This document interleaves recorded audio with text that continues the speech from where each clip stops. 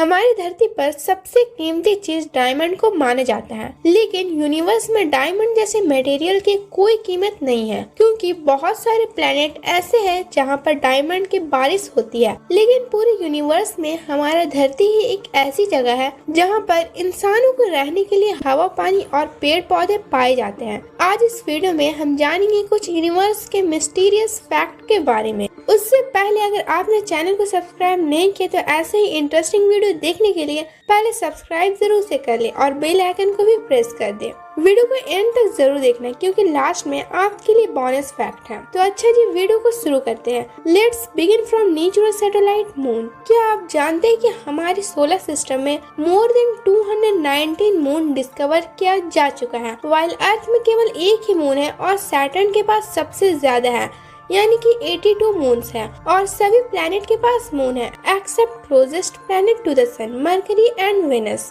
यही मून वो प्लेस है जिसको हम इंसान काफी हद तक एक्सप्लोर कर पाए हैं। क्या आपको पता है मून जो कि हमारे अर्थ से 384 किलोमीटर दूर है, उतना डिस्टेंस अगर हम चलकर कवर करना चाहे तो हमें 9 साल का समय लगेगा। अभी तक चांद पर केवल 12 ही लोग गए हैं और उन लोगों के फुटप्रिंट मून पर अगले 10 करोड़ सालों तक रहेंगे, क्योंकि मून पर हवा नहीं चलती है। इसी वजह से आज तक जितने भी लोग मून पर गए हैं उन लोगों की फुटप्रिंट वैसे के वैसे ही है। आप तो जानते ही होंगे कि मरकरी हमारे सोलर सिस्टम में सन के सबसे क्लोजेस्ट प्लेनेट है। बट क्या आप ये जानते हैं कि सन के इतना क्लोज होने के बाद भी मरकरी हमारे सोलर सिस्टम में सबसे हॉटेस्ट प्लेनेट में से नहीं है? लेकिन क्यों? इतना सन के क्लोज होने के बाद भी मरकरी हॉटेस्ट प्लैनेट में से क्यों नहीं है? इसका बेस्ट रीजन है कि मरकरी में एटमॉस्फेयर थिन है जो हाइड्रोजन और हीलियम से बना हुआ है। इस प्लैनेट को सन की लाइट से डायरेक्ट हीट मिलता है।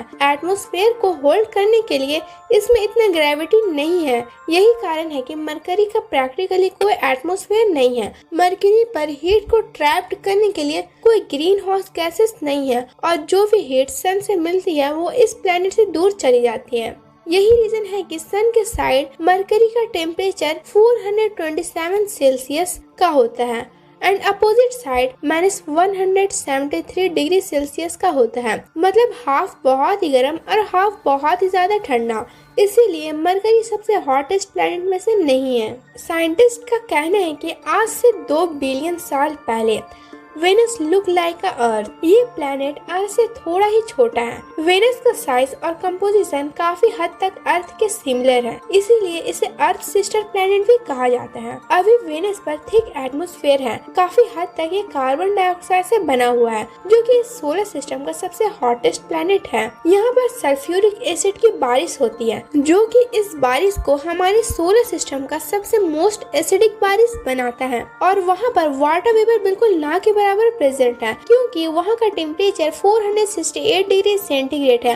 बट अकॉर्डिंग टू नासा अभी से 2 बिलियन साल पहले वेनस पर वाटर प्रेजेंट था और वहाँ पर ड्राई लैंड भी हुआ करता था, जैसे आज हमारे अर्थ पर प्रेजेंट है। सन की लाइट को धरती पर आने में 8 मिनट 20 सेकंड का टाइम लगता है, जो कि सबको पता है। लेकिन फ्रेंड, जरा इसको गौर से सुनो। आज जो हम आसमान में तारे देख रहे हैं, जो कि सामने से कुछ ऐसा दिखता है, और उनमें से जो रोशनी हमारे प्लेनेट में पड़ती है उसको आने में कितना टाइम लगता है, तो आप ये सुनकर शॉक्ड हो जाओगे कि कुछ ऐसे स्टार हैं जो कि अर्थ के सामने होते हैं। उनकी रोशनी को हमारे अर्थ तक पहुँचने में करीब 5 साल का समय लगता है।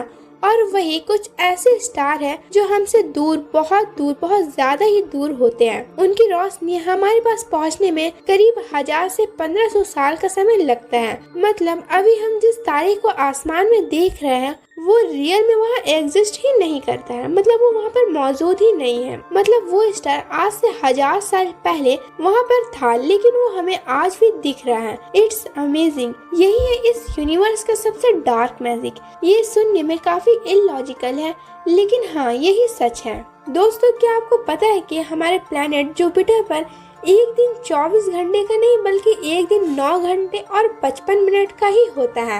इसका मतलब जुपिटर हमारे सोलर सिस्टम का सबसे स्पीड रोटेट करने वाला प्लैनेट है। ये प्लैनेट जुपिटर पूरी तरह से हाइड्रोजन और हीलियम गैस से बना हुआ है। ये हमारे सोलर सिस्टम का सबसे बड़ा प्लैनेट तो है ही, और साथ ही सबसे ज्यादा वेट यानी कि इस प्लैनेट का वजन 1.9 इंटू 10⁻27 है, जो कि बहुत ही ज्यादा होता है। और क्या आप जानते हैं कि जुपिटर पर डायमंड की बारिश होती है, और इसका रीजन ये है कि मीथेन गैस जुपिटर के एटमॉस्फेयर पर पाया जाता है, और जब बिजली मीथेन से टकराती है तो ये कार्बन में चेंज हो जाती है, और फिर प्रेशर इंक्रीज होने पर कार्बन ग्रेफाइट में बदल जाता है और कार्बन डायमंड में बदल जाता है, और इसीलिए जुपिटर पर डायमंड की बारिश होती है। ब्लैक होल का नाम तो आप सभी ने सुना होगा, पर क्या आपको पता है कि अभी तक का पता चलने वाला सबसे बड़ा ब्लैक होल कौन सा है? अभी तक का सबसे बड़ा ब्लैक होल टॉन 618 है। क्या आप जानते हैं कि ब्लैक होल का मास बहुत ज्यादा होता है,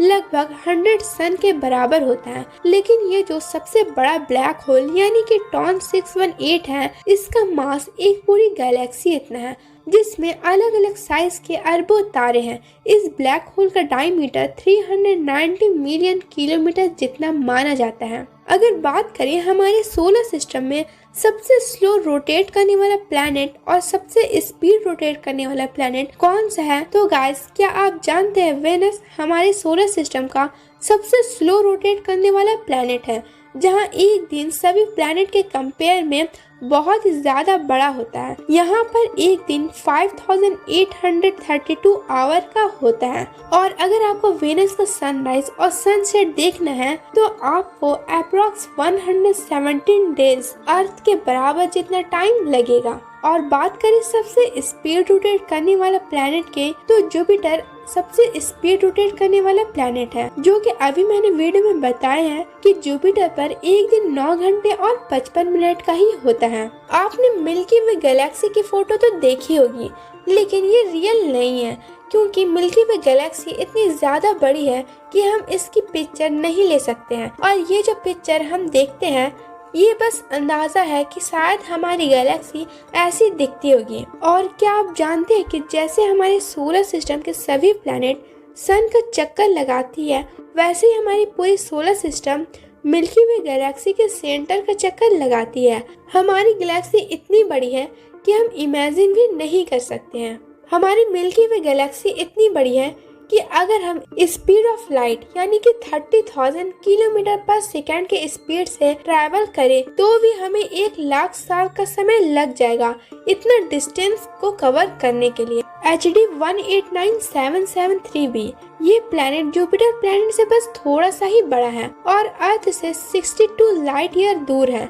ये प्लैनेट दूर से देखने में ब्यूटीफुल सा ब्राइट ब्लू कलर का दिखता है, लेकिन ये देखने में ब्यूटीफुल तो है, लेकिन इसके अंदर कांच की बारिश होती है। यहाँ पर हवा 8690 किलोमीटर पर आवर के स्पीड से चलती है, यानी साउंड के स्पीड से 7 गुना ज्यादा, और यहाँ का टेम्परेचर 90 डिग्री सेल्सियस है। ये प्लैनेट सिलिकॉन पार्टिकल से कवर्ड है, जिसकी वजह से यहाँ पर कांच की बारिश होती है। हमारे मिल्की वे गैलेक्सी में एक ऐसा प्लैनेट है जो पूरी तरह से डायमंड का बना हुआ है, मतलब ये प्लैनेट पूरी तरह डायमंड का ही है। ये प्लैनेट अर्थ से 30 लाइट ईयर दूर है और इसका नाम 55 कैन की ई है। इस प्लैनेट पर बहुत ज्यादा कार्बन मौजूद है और इसकी डेंसिटी भी बहुत ही ज्यादा है, जिसकी वजह से यहाँ का कार्बन कंप्रेस हो जाता है और डायमंड बन जाता है। तो ये रहे कुछ यूनिवर्स के इंटरेस्टिंग फैक्ट, लेकिन ठहरो, अभी बोनस फैक्ट तो बाकी है। हमारे यूनिवर्स में कहीं डायमंड की बारिश हो रही है तो कहीं पूरा प्लैनेट ही डायमंड का बना हुआ है। तो आपको क्या लगता है इस यूनिवर्स में सबसे ज्यादा एक्सपेंसिव चीज कौन सी होगी, डायमंड या वुड? ऑब्वियसली वुड, क्योंकि ये सिर्फ एक यूनिक प्लैनेट अर्थ पे पाया जाता है। तो guys, thanks for watching this video. मिलते हैं आपसे फिर अगली वीडियो में।